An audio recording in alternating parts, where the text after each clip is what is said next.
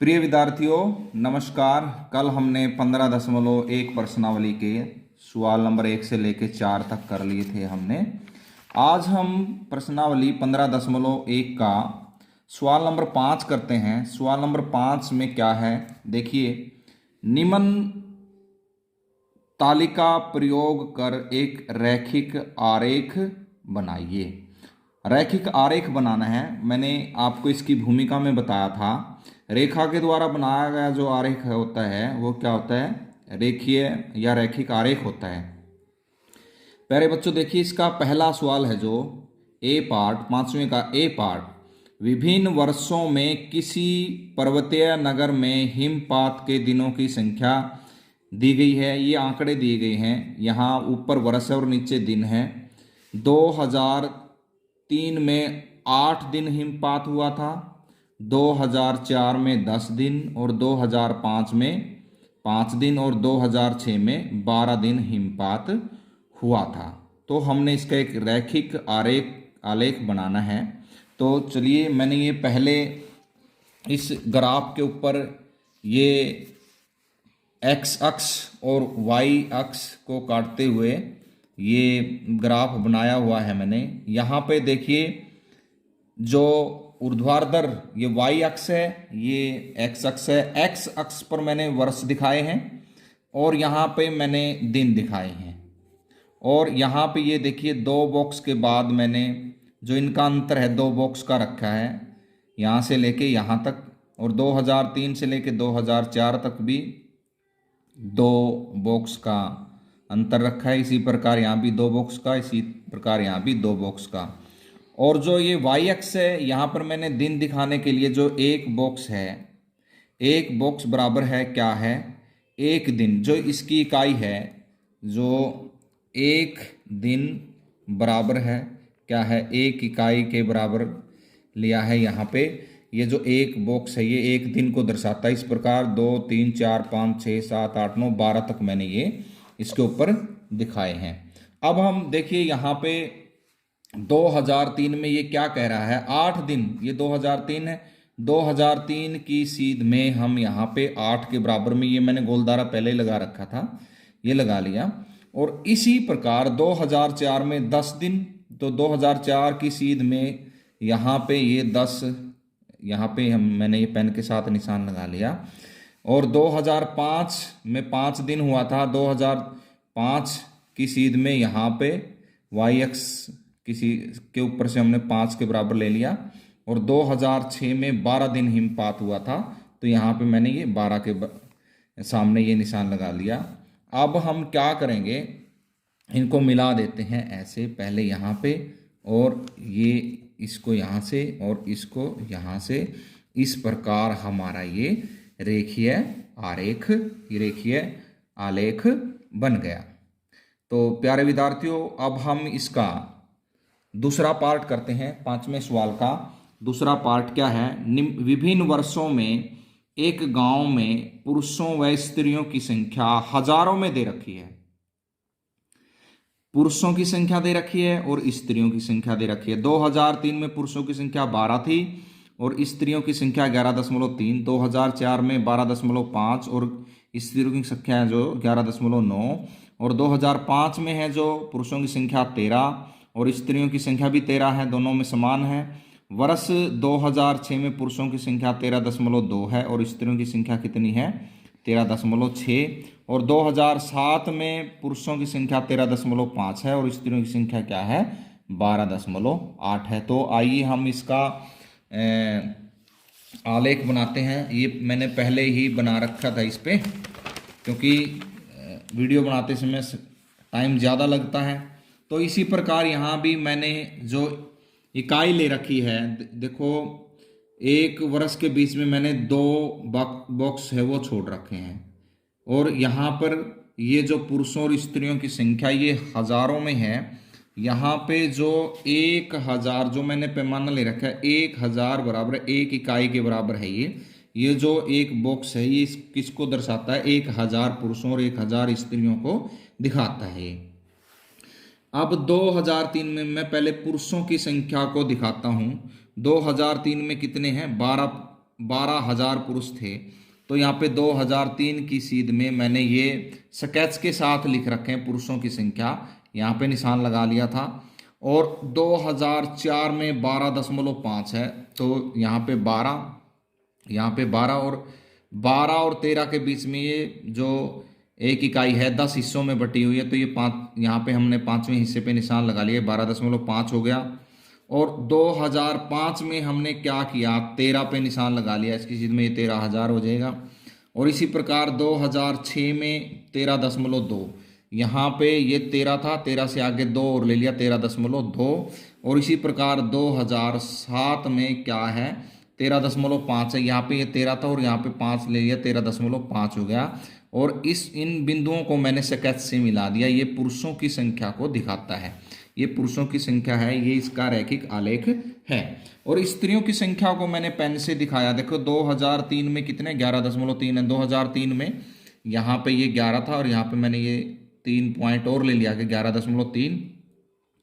और 2004 में 11.9 और 2005 में 13। देखो यहाँ पे इस पॉइंट पे दोनों ही 13,000 थे, पुरुष भी और स्त्री भी, किसमें, 2005 में। और 2006 में 13.6 है यहाँ पे। और 2007 में कितना है, 12.8, ये 12.8 पे यहाँ से मैंने इसको ये मिला दिया। तो प्यारे विद्यार्थियों, ये बहुत ही आसान सा सवाल था, प्रश्नावली 15.1 का रेखीय आरेख बनाना। जब आप बनाओ तो आपने भी ये ग्राफ के ऊपर बनाना है। अब हम सवाल नंबर 6 देखते हैं। देखिए सवाल नंबर 6 क्या है, एक डाकिया किसी नगर के पास ही स्थित एक उपनगर में एक व्यापारी को पार्सल पहुंचाने के लिए साइकिल पर जाता है। विभिन्न समयों पर नगर से उसकी दूरियां निम्न आलेख द्वारा दर्शाई गई है। देखो जो डाकिया पार्सल देने के लिए जाता है, यहाँ पे 8 बजे शुरू करता है वो पार्सल देना, 8 बजे, ये 9 बजे, 10 बजे, 11 बजे और 12 बजे ये समय दे रखे है। यहाँ पे दूरी दे रखी है, ये वाई अक्ष पे दूरी है और एक्स अक्ष पे समय है। तो पहला जो सवाल है, इसका पहला प्रश्न है, एक्स अक्ष पर समय दर्शाने के लिए क्या पैमाना लिया गया है। एक्स अक्ष पर देखो ये 8 और 9 1 घंटे का अंतर है। तो एक जो पैमाना है एक्स अक्ष पे 1 घंटा बराबर है 1 2 3 4 इकाई ले लेंगे हम, क्योंकि 4 बॉक्स को छोड़ करके हमने समय दिखाया है। ये समझ में आ गया होगा प्रिय विद्यार्थियों। अब दूसरा पार्ट इसका, उसने पूरी यात्रा के लिए कितना समय लिया। देखो यहाँ से शुरू होता है वो और यहाँ पे जाता है, तो यहाँ पे कितना समय लिया इसने।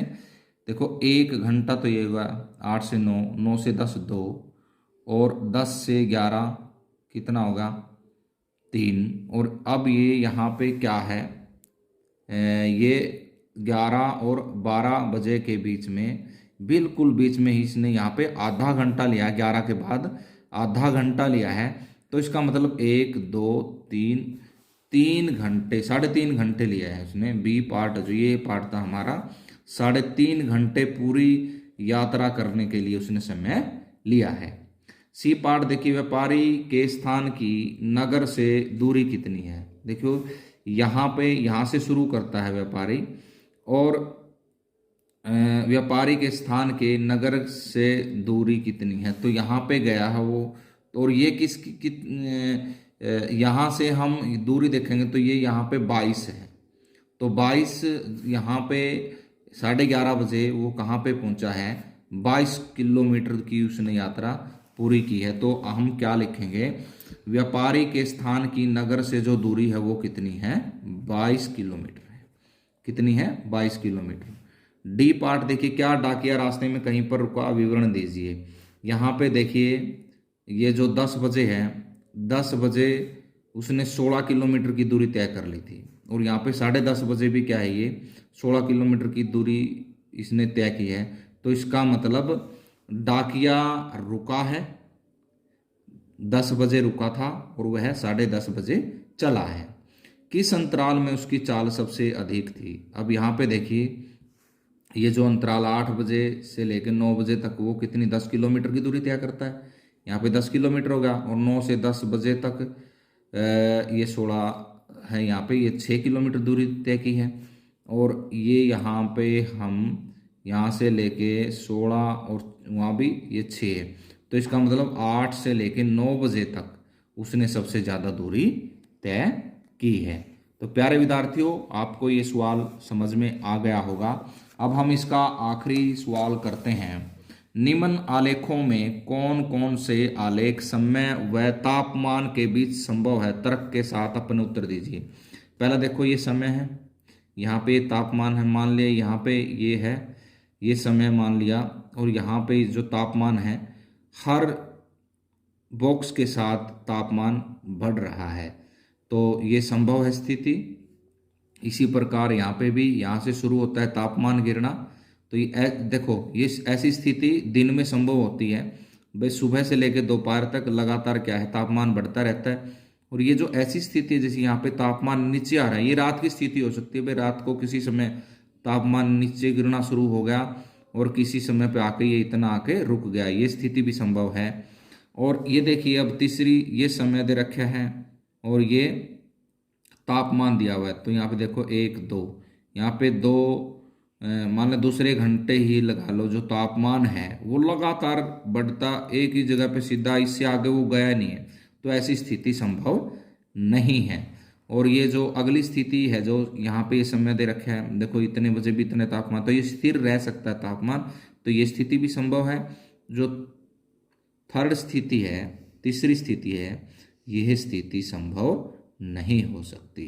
तो प्यारे विद्यार्थियों, ये था हमारा 7वां सवाल, आखिरी सवाल था ये 15.1 का।